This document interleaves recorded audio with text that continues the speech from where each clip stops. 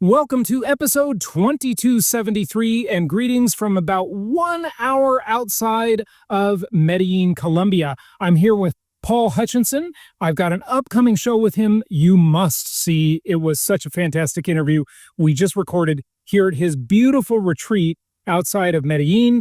He is the executive producer of the blockbuster movie that probably many of you have seen called The Sound of Freedom.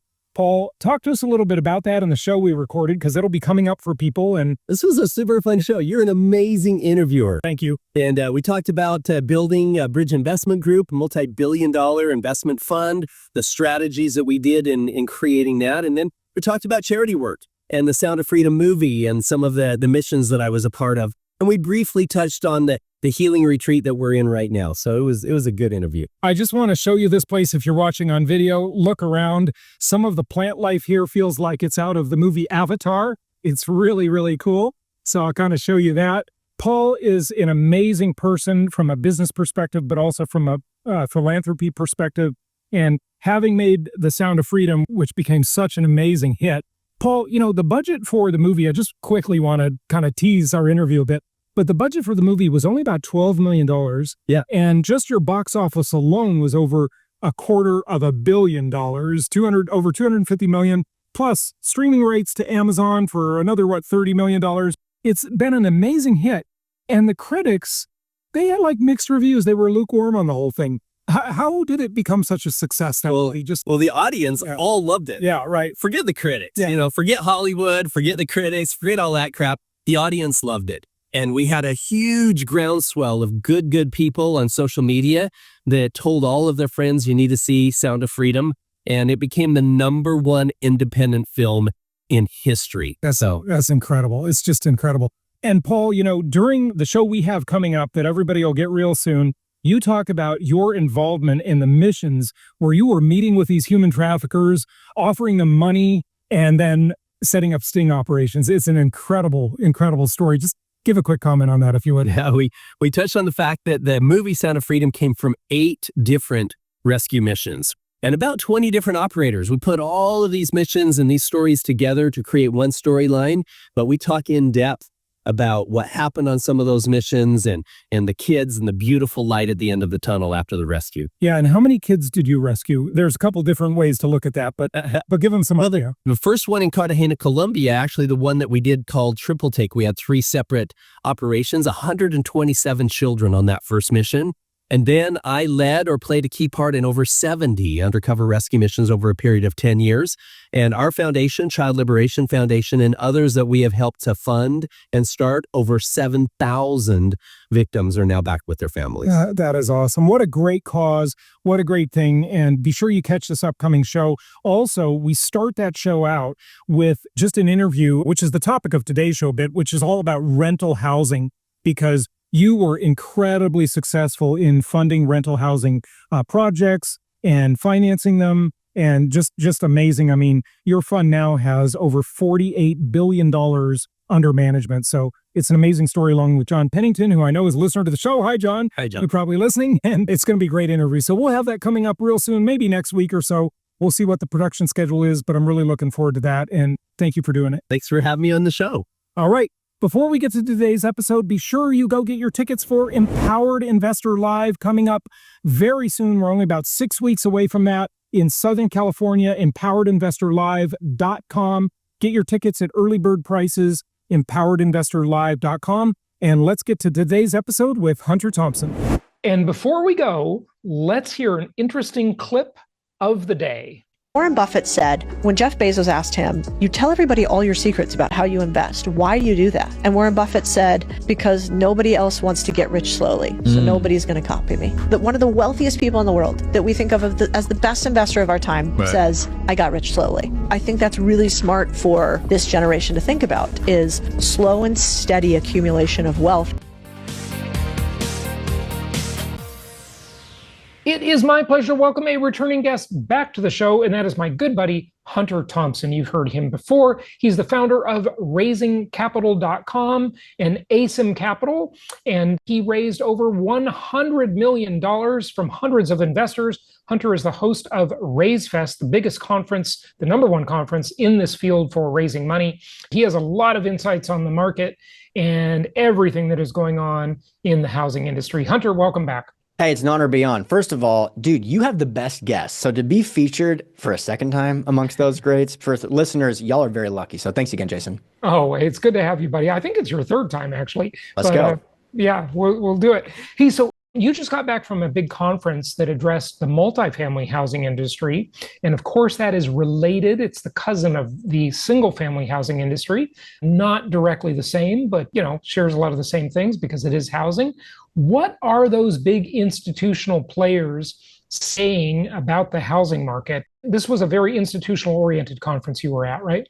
That's right. It's the largest multifamily convention in the country, and it's not attended by beginners. It's by operators, buyers, sellers, debt brokers, institutions that are really participating, and they're the ones that kind of have the keys to the castle in terms of deal flow, equity, and debt. So I've got some information to share. I'll kind of give some bullet points, but first, I got to say that we're going to talk both about commercial, but also residential, but there's a big difference, and it has a lot to do with debt. And so going back to 2022, and even before that, prices had been bid up so much that in more of the competitive markets, you couldn't really make deals pencil unless you took floating rate debt when it comes to buying multifamily assets. Yeah. And so what ended up happening is you have this peak in transaction volume, peak in pricing, and peak in people taking floating rate debt. And this is all a bad recipe right here. All of it together. Yeah. And then what do you know? The market turns around and interest rates rise faster than they've risen in 40 years. And now there's a ton of distressed sellers in multifamily, especially in some very prime and competitive markets. Now, real quick, you don't see this level of distress in single family because you didn't have this run up in massive transaction volume accompanied by floating rate debt product. And so for the first time in, I don't know, I haven't been able to find data that's really this similar at all, where there's such a difference between multifamily commercial and also residential. I agree. But because people with debt they got in 2021, it's stuck at 3% and no one wants to sell. And why would you? Because the debt piece you have is so inexpensive. If you got a property that was half the value, you probably have the same monthly payment. So we're going to talk about all of it today. Yeah, absolutely. So just to explain, and I have discussed this before on the show a few times, but to explain what happened to these apartment or multifamily investors, one scenario, and I'm sure you can add, maybe another one or two if you want to add some color to this, a very typical scenario. And, maybe you read the article in the Wall Street Journal that went around and everybody was talking about, that was maybe a year ago, a little more than a year ago, I think. What happened is people would go out and they would find an apartment, they would raise money, they would syndicate it. And the typical deal is to add value by improving the units and re-tenanting them and raising the rent by about 1/3. That's sort of the typical model, right? And then they thought they could get this short-term debt or floating rate debt, like Hunter was saying. And they thought, well, hey, we'll just refinance. And they thought they would refinance at COVID era rates, and rates went through the roof. And at the same time, these crazy rent increases that we saw a la COVID era, they stopped and rents kind of flattened out. And a lot of new apartment product was delivering to the market because there was a lot of construction backlog, and it's still delivering, by the way, although most of it, I think, happened last year. So we're kind of past the point of major despair, but there's still a lag time. There's still a whole pipeline to clear out, right? So Hunter, that's one scenario that was very common. If you want to correct any of that or add another scenario, feel free. Here's the deal.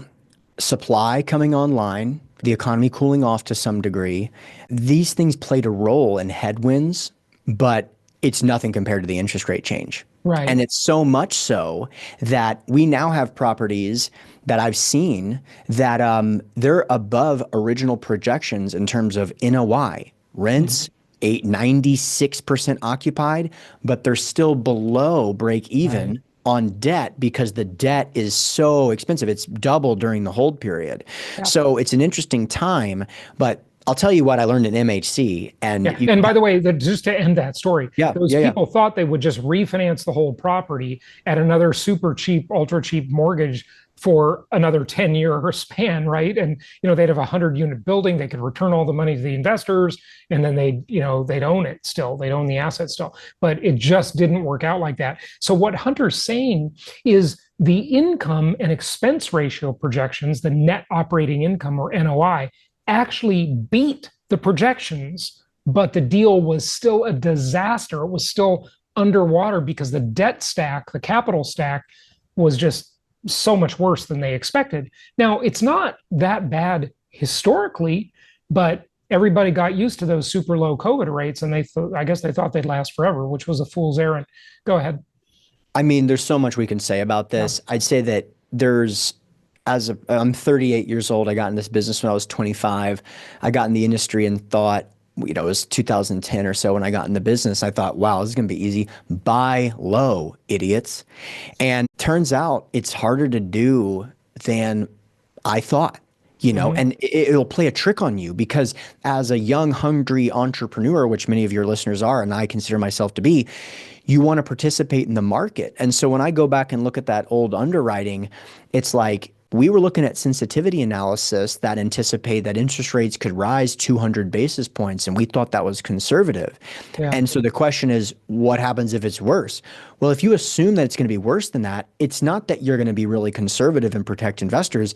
It's that you won't be able to do deals. Mm-hmm. You would underwrite yourself out of a deal. Yeah, and so exactly. So I always try to be humble about that because I had to learn some lessons the hard way, and I want people to, especially people that haven't had to learn those lessons the hard way, to know that that's why it ends up happening is you have to make a choice whether to participate or how to participate. Let me give you some numbers that'll. Yeah, so you can be too conservative and price yourself out of the market, or you can be too irresponsible and price yourself into every deal. Either way, it's a disaster. Either way is a disaster. You've got to take some risk. You've got to take some chances in life. That's the balancing act. That's the balancing act. But here's what's about to happen. So, and I follow Phoenix. I'm a Phoenix multifamily operator. Right. My partner's local to Phoenix. That's all I know. However, Phoenix does tend to lead the country in terms of a couple of data points. So you get an insight in terms of where the market's going to go based on Phoenix. This is just a rule of thumb, but you get where I'm going with it. Mm-hmm. Here's the number. Phoenix units coming online in 2024, or the units that did come online, 30,000. In 2024, 2025, 28,000, 2026, 13,000, 2027, 1,280. Wow, and that is a stark. So that was the number of units coming on the market. That is Phoenix. Wow, that's exactly a lot of inventory to absorb, but then it has now come to a screeching halt. Exactly. Tail end of 2025, you see this massive drop off where whatever the percentage is, it's about 5% of what it was in 2024. Now, sometimes a couple of units sneak in, a couple of units maybe don't sneak in and don't make it through, but let's use that as a rule of thumb. Mm-hmm. That's probably speaks to the broader market as well. And so what I think is the message I wanted to get to you and your audience is that if you can go all in right now in 2025, whatever that niche is, and by the way, wherever you are in your career, because if you're just getting started, education is where you need to go first. But if you've done a couple deals, you have a flavor for the market, now is the time you got to go for it. Because by the time we get to 2027, the writing on the wall will be so clear that everyone will want to participate. And then all the risk metrics start to get cranked up again. Yeah. So I have heard for 10 years about when's this buying opportunity going to happen? When are we going to get back to that massive dump back the truck up moment? To me, it's now. The moment that transaction volume has plummeted, the moment that you have to scratch and claw your way through every capital raise, that's when you know you're buying right. Yeah. And that's what I'm most excited about because when you buy right, the next 4 years or 6 years are amazing. You can go take a nap. That's not what we do at ASIM Capital, but you can when you buy right versus when you buy wrong and you don't get to sleep at all and just scratch and claw your way through the hold period. So back in 2024 or even 2023, the saying was survive until 25. But now, it depends where you are. Like if you want to be the real early adopter, depending where you want to get in on that curve that you just referred to, now it's persist until 2026, right? It was survive until 25, then it's persist till 26, right? Yep. So do you think you're really at the early phase now, or do you think there's some evidence that you're not like the first mover? So it depends on the market, right? So in Phoenix, I went from doing many calls with investors that were talking about catching a falling knife. And my partner and I would get off those calls and go, gosh, we're at the perfect moment, because in Phoenix, it's very competitive. So if you hear some investors talking about a falling knife in Phoenix, you know you're buying right. It's just not going to last. In Phoenix, numbers are now up and to the right, and the demand story is so compelling, but the supply story starts to go away. But here's something that'll apply to everyone. When you're looking at, and I think we should definitely talk about interest rates, but when you're looking at just supply and demand, it's very predictable. And it's just a one-way street if you know your market. You can find markets in single family, multifamily, office, industrial, et cetera, where the demand story is based on population growth, job growth, booming economies, and the supply story is likely going to be stagnant or declining, like I just outlined. So when you can get in front of that as an investor, you can benefit.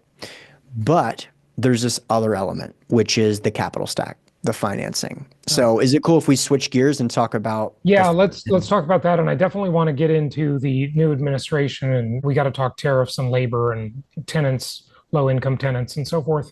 Go ahead. Let's do it. We'll do both. So a lot of people are listening to this right now, have been confused because over the last couple of months, the Fed has reduced the federal funds rate a few times, and they're now tracking to probably reduce the federal funds rate a couple more times in 2025. If you're interested in tracking what the market is looking at, you can search the term Fed Watch Tool, and you can see the probabilities that the Fed will reduce rates at various Fed meetings, because there's a futures market for the federal funds rate being cut. So the market makes bets on what the cut will be and how likely it is that there will be a cut. There's a futures market for almost everything nowadays. Yes, that's exactly right. And so I always trust the market more than anything. In a second, we're going to talk about politics. When I was looking at the election, I didn't look at any polls. I just went to polymarket.com to see what the market thought was going to be most likely. That's where people are putting their money. Yeah, exactly. It's not a biased thing. Capitalism isn't terribly biased in that regard. So if you're surprised with why the Fed reducing rates has not coincided with the 10-year going down, in fact, it's actually seen some uplift, it's because those things are not the same, but they're also in some way opposite. So let me give an example. The federal funds rate is the overnight rate that banks that are in the Federal Reserve System charge each other when moving money back and forth, essentially. And they control that through a centrally planned committee, the Federal Open Market Committee, FOMC. FOMC, yeah. Yeah. So they control that. And so that's an indicator of where interest rates will go over the long term or aggregate, because it's like the most fundamental piece of the US economy is the cost of that money.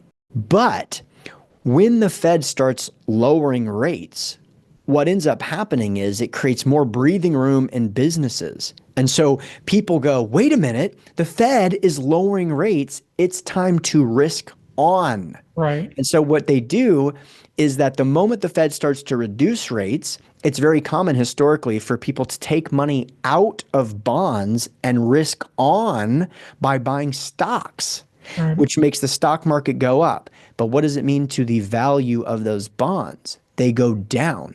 When bond values go down, okay, when people start selling bonds, the bond rates go up. And so the 10-year, people are moving money. People are selling the 10-year to buy stocks. This is broad and kind of a rule of thumb. Sure. But the interest rate of the 10-year goes up. And most real estate products are based on the 10-year, not the federal funds rate. That's why they call it the bellwether rate. Yeah. Right. So that would be the most important metric, but the one that's centrally controlled. And when you watch a FOMC meeting, FOMC, you're talking about the federal funds rate. So right. I just wanted to clear that up because a lot of people have Yeah. asked recently. That's the reason for the delta. It's Right. common actually historically. Right, but the Fed doesn't control mortgage rates at all. Exactly. Okay, that's the first thing to understand. They don't control them at all. The 10-year influences mortgage rates the most, but they're certainly not controlled by the Fed. Have you ever wondered how the top real estate investors consistently find the best deals before anybody else? Well, listen up, because this can transform how you invest. I'm excited to share something that's revolutionizing the real estate game. It's called Connected Investors.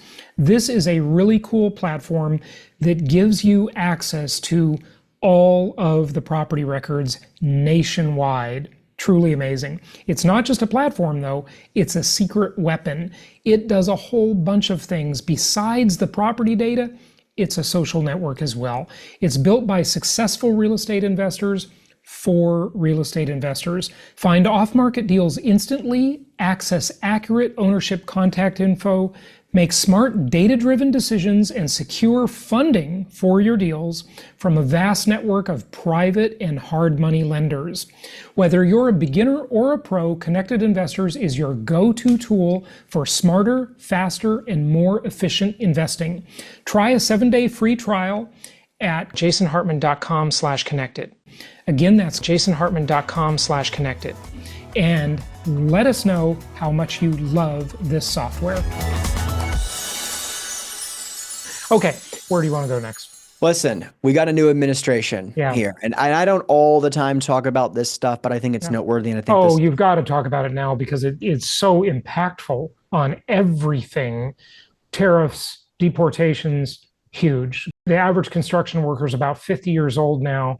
And a lot of these illegals are young construction workers. So the labor shortage for construction is going to get much worse, which is going to drive up prices of construction and housing in general, remodels too, any fix up. These people live somewhere. They live in low-end apartments. So if you have low-end apartments or low-end housing of any kind, that's going to matter.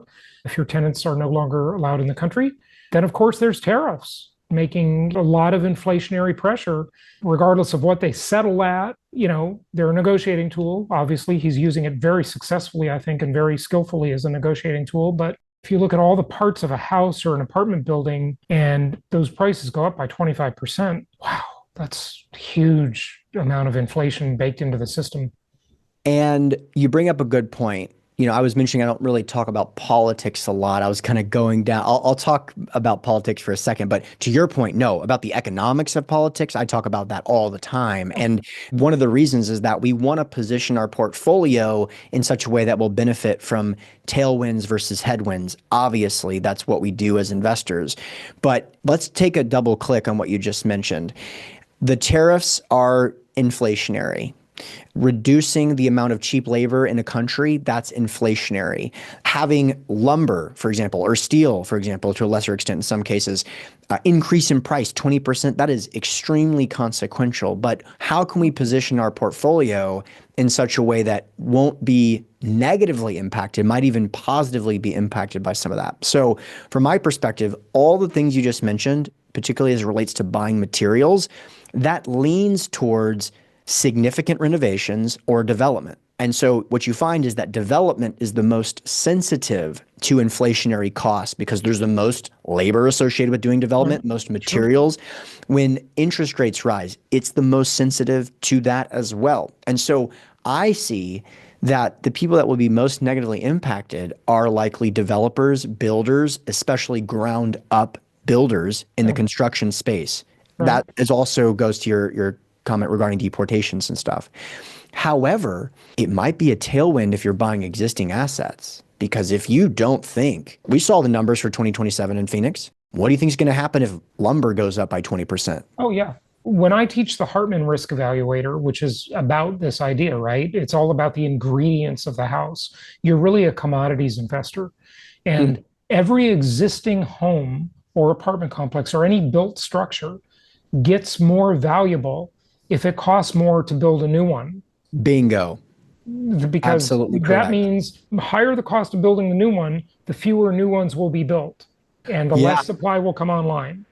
That's exactly my point. And And you've done a great job too. And I separately from you talked about this topic. And then one time I heard us both talking about it together. I was like, wow, I don't hear enough people talk about this, which is the way that inflation erodes the purchasing power of debt. Oh yeah, it's So incredible. if you're buying assets with debt, especially appreciating assets that appreciate during inflation with a fixed dollar amount that you have to pay back, Yep. that dollar amount is eroded by inflation. And Yep. so imagine hyperinflation where you borrow $10 million and in 5 years you pay them back by selling a banana for $10 million. Yeah. That's the story of the next 4 years. And we'll have to see, the economy is tricky and things are never as simple as they seem in the economy of 400 million people or the global Or economy. 8 billion people, really. Exactly. But you would be silly to put your head under the ground and say, I'm just going to play the game as if Biden had won. These are all the same things. It's It's a not the completely case. different environment. No Completely question agree. about it. Yeah. So I think there's going to be significant inflation. I mean, even just with optimism, I mean, look at the way the stock market reacted when we found out that Trump won and the Democrats couldn't cheat him out of the election this time, I guess. Look at the way the markets reacted. They just go up, up, up. So just optimism in general is inflationary. Okay.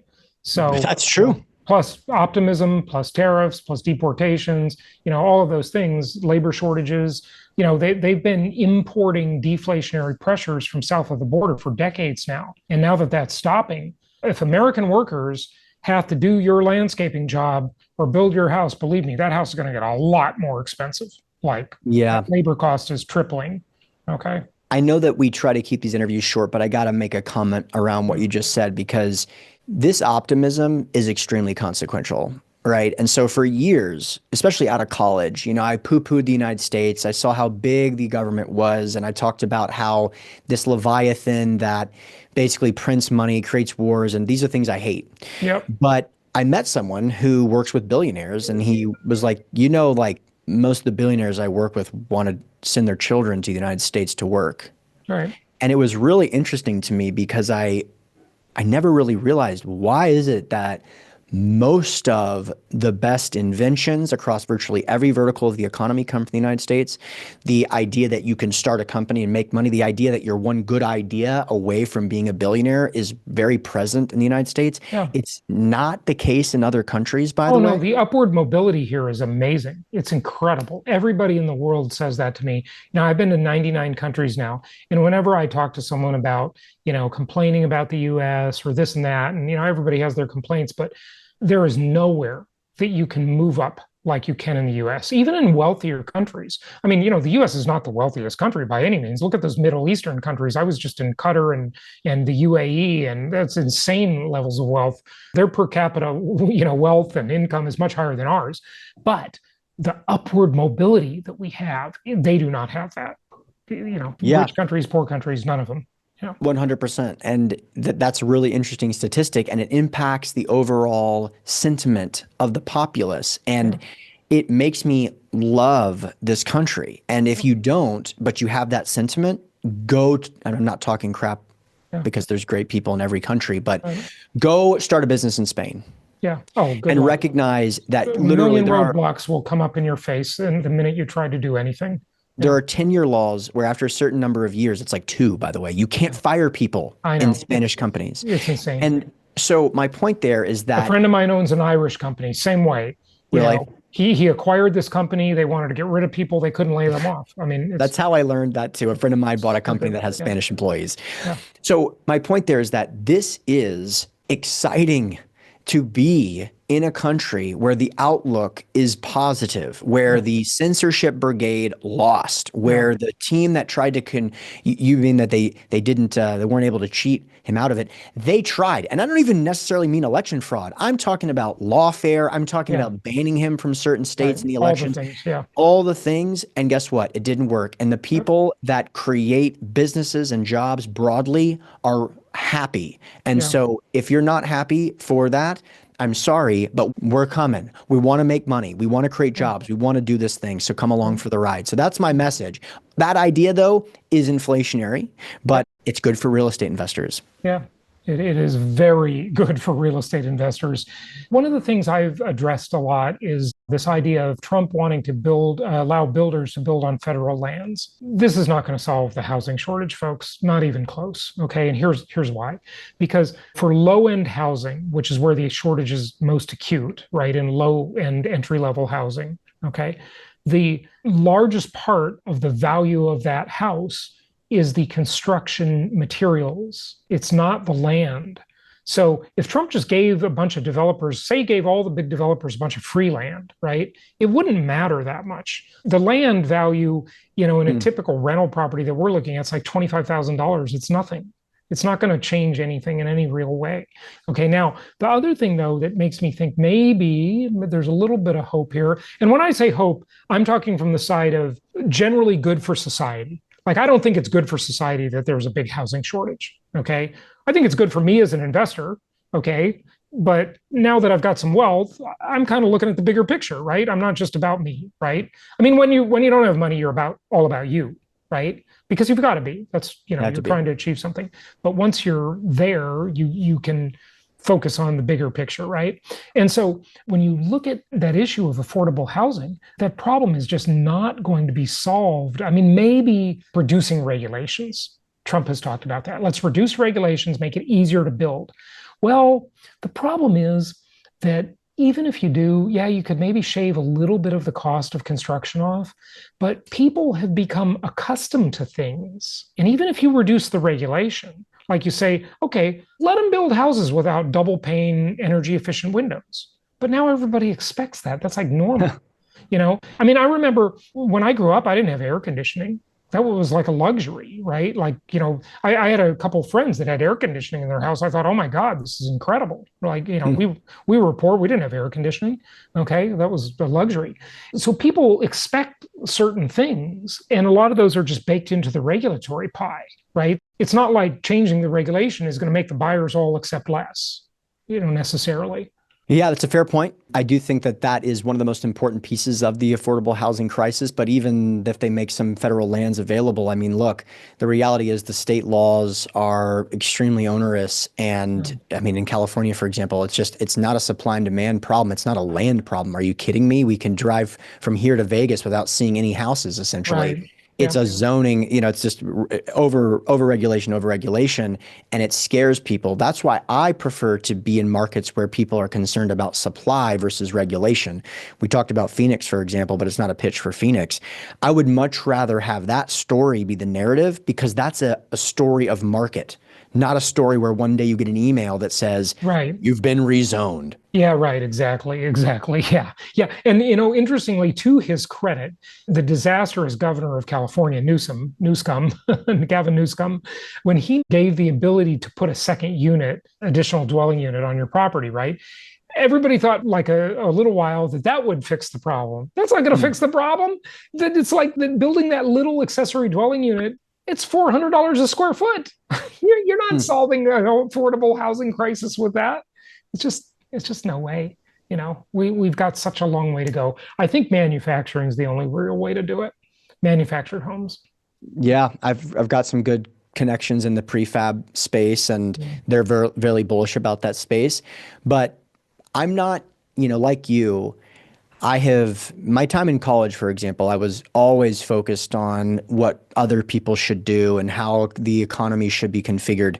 And at a certain point, most college students go from having this massive view of them changing the world and right. really impacting everyone, right. and being it's only going to work if I can impact everyone. And then as you get older, your circle of what you care about gets smaller and smaller, some from cynicism, I'm sure, but some from you actually have something to protect. Right. And then you realize how much of a responsibility it is to have a wife, kids, have your own house. Right. And then it's like, for me, what's best for me and my family? If the rich are going to get richer and the poor are going to get poorer because of the affordable housing crisis, there's only one side of that equation I'm going to be on. Yeah, and right. I will talk on podcasts about how it should be solved and the fact that it should be solved. Yeah. But if prices are going to be going up, I'm going to buy existing units, not going to. No, absolutely. You've got to do what makes sense for you. because that's the way capitalism works. I mean, Adam Smith outlined that, a long, long time ago, right? It's not the beneficence of the baker and the butcher, right? Or what did he say? It was so eloquent the way he said it, Yeah. that it's their greed and their own self motivation that makes it all happen. That's why they get up in the morning. So yeah, there's no problem with that at all. No problem at all. But there's lots of public-private partnership possibilities and things like that. It's going to be a very interesting year. I mean, it's only been a couple of weeks and it's already really interesting. So, okay, Hunter, anything else you want to share? Do you want to do another topic area for a minute or two before you wrap up? I mean, what else? You know what? I'll end it with this. I think I wanted to talk briefly about my experience with the market cycle, because if you're listening to this right now and you're brand new, it's hard to get a sense of, especially the multifamily sector, but also commercial real estate broadly, what we just went through. It was once a multi-decade type of downturn. Yep. That if you're hearing this for the first time, or you joined Jason Hartman's podcast for the first time starting in 2022, you are in one of the most favorable times to buy in American history. And I'll substantiate that with a couple of claims. One, it's very rare to see downturns in real estate in 20% or more. It's very rare. You can go back and look at the couple of times it's happened.